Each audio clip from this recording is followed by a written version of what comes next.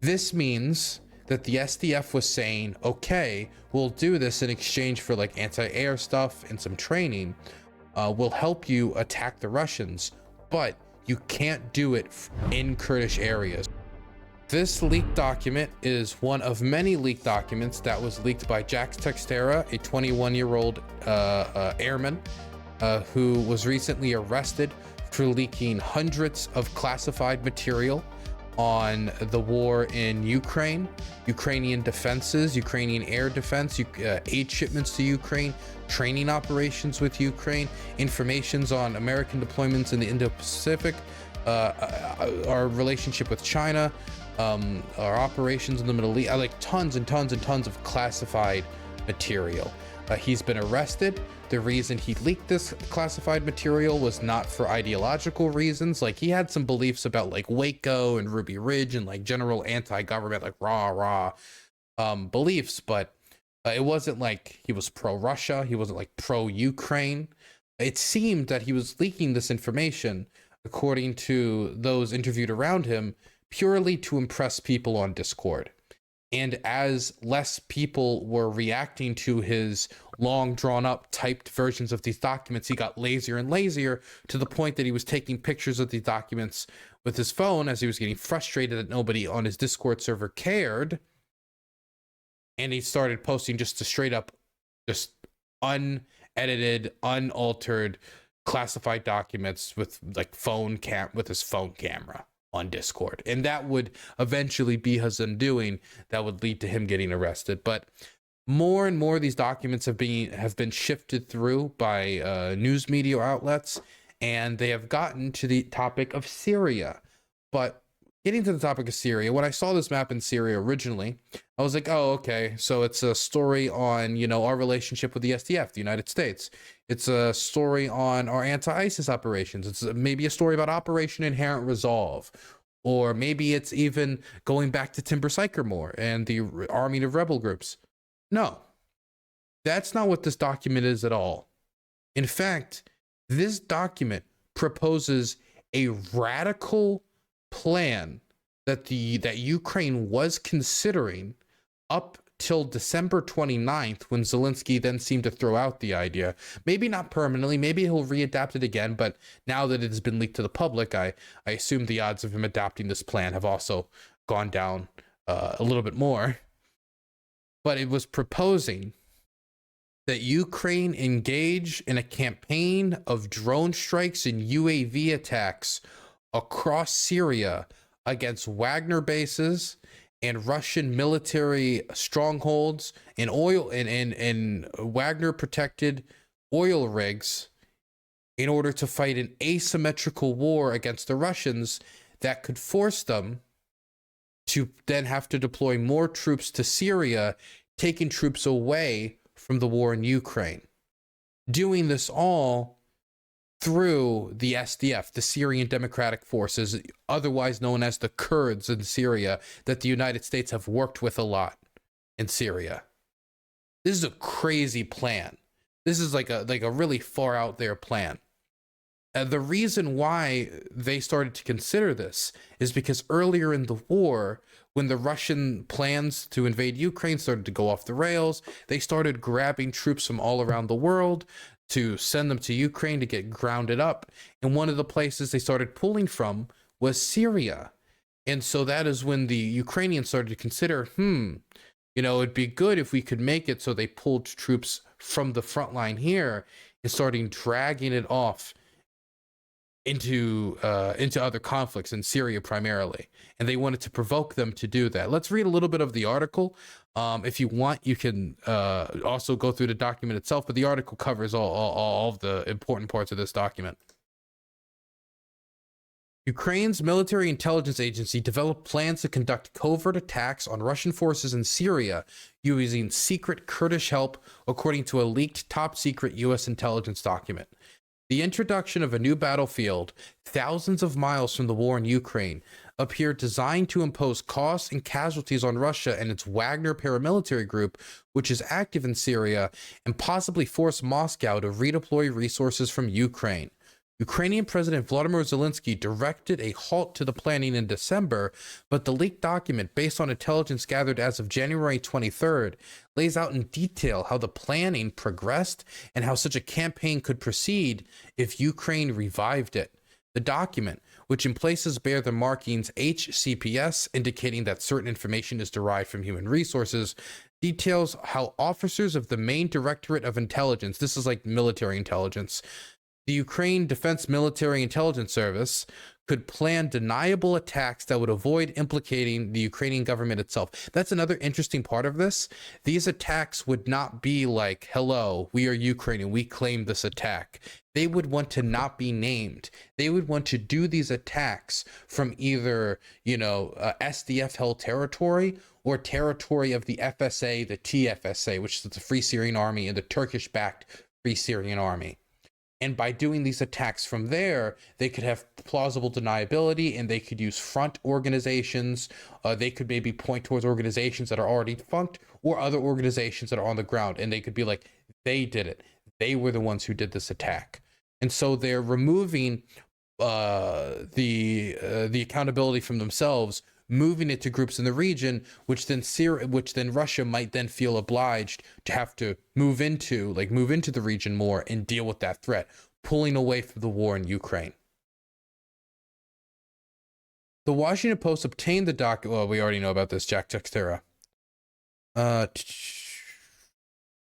Attacks on Russian forces in Syria might raise the threat level to the point where the Russians would need to call in reinforcements, which could help the war effort back in Ukraine, said Aaron Lund, a fellow at the think tank Century International. Major General Kirill Bondarov, the chief of Ukraine's main directorate for intelligence, declined to comment.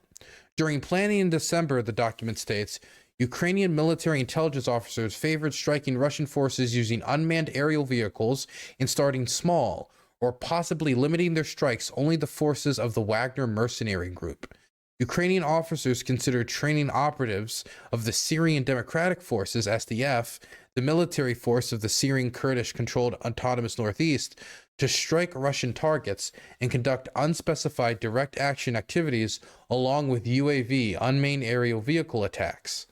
As planning occurred last fall, the SDF sought training, air defense systems, and a guarantee that its role would be kept secret. Well, that's now dead in the water, isn't it? In exchange for supporting Ukrainian operations. The leadership of the SDF also forbade strikes on Russian position in Kurdish areas, the document says. So here gets to the interesting balance act that went on here. And it all comes in the picture from this paragraph right here. The document indicates that Turkey was aware of the planning, stating that Turkish officials sought to avoid potential blowback and suggested that Ukraine stages its attacks from Kurdish areas instead of those in the north and northwest held by other rebel groups, some of them backed by Turkey. So this means that the SDF was saying, okay, we'll do this in exchange for like anti-air stuff and some training. We'll help you attack the Russians, but you can't do it in Kurdish areas, meaning that you cannot attack Russian positions that are in Kurdish-controlled areas, SDF-controlled areas. The reason why the SDF is saying this is because they do not want to provoke the Russians to attack them. They already have their hands full dealing with ISIS prison breaks, ISIS assassination of village elders, and trying to deal with sleeper cells. Morally corrupt, bankrupt man. Dragon House, thank you so much for the tier 1 being for 17 months. Yeah, boy, indeed. They already have enough trouble with that, as well as dealing with the Turkish invasion of northeastern Syria, that they don't want to also have to fight a resurgent Russia in the region as well, meaning they would be fighting ISIS, they would be fighting the Turks, and they would be fighting the Russians. Not to mention, if the Russians are fighting them directly, there's a decent chance then the Syrian Arab army would be fighting them directly. Wagner would almost certainly be fighting them directly. They just cannot fight all those people at the same time. And so while they would like to benefit from the anti-air potential that Ukraine could offer them, which could really help them against the Turkish military, they would be afraid of, provoking the Russians to attack them. Now, the reason why the Turks are kind of open to this idea, even though it would mean military equipment going to the SDF isn't because all of a sudden they've changed their opinion on the SDF. No, they still hate the SDF. They still think it's a terrorist organization, that it's basically the PKK, and they want to wipe it off the face of the earth. They still stand by that position. The reason why they're okay with it is because they want the scenario I just laid out, where they attack Russian positions in Kurdish territory, which leads to the Russians attacking the Kurds. They want that to happen. That's why the SDF is saying, no, you can't do it from us. You have to do it from the other rebel territory. And the Turks are like, no, you can't do it in the other rebel territory. You should probably do it in the Kurdish territory to provoke the Russians. Because even if they end up getting some anti-air equipment, even if they end up getting some training from the Ukrainians, them having to get in a direct military confrontation for the Russians would be so damaging for the SDF that they're willing to take that risk. They're willing to be fine with that. And they hoping that this operation that the Ukrainians were concocting could catch the SDF in a whirlwind of military confrontations in the region, which would lead to the benefit of the Ukrainians, of the Russians deploying more troops, attacking the SDF in the region, but it would be a negative for the SDF. That's why the SDF was open to the idea, but only if Russian positions in SDF-held territory were not attacked and it was kept secret, so that they could not be implicated in these attacks. Now it's dead in the water since it's been stated publicly, and now they would be implicated in any attacks, but it's still super interesting. We can read a little bit more about it. Moscow likely knows the location of SDF units and would not face great difficulties in striking them, because SDF forces often operate near Russian military bases, the former official said. Lund said that Ukraine's plan represented a high-risk project for the SDF, which needs to maintain a good working relationship with Russia. For the SDF to agree to something like this, it seems like a real gamble, said Lund, who also works as a Middle East analyst at the Swedish Defense Research Agency. In November, according to the leaked document, Ukrainian military intelligence officers identified potential logistical constraints to their ambitions, including issues with intra-Kurdish border controls and establishing a base of operations. By December 29th, the officers appear to have found out that Zelensky had halted their planning. It is unclear why Zelensky directed the HUR to cease planning operations, but the document assesses that he may have done so for a variety of reasons: U.S. pressure, Ukraine's limited supply of drones, or doubts about whether the attacks could succeed. Another factor could have been the comparative success of military intelligence operations in Russia, the document states. The HUR has been aggressive in staging sabotage, assassination, and destabilization operations in Russian-controlled areas in Ukraine, according to other documents in the leaked trove. These areas likely offer advantages in logistics, language, and other variables.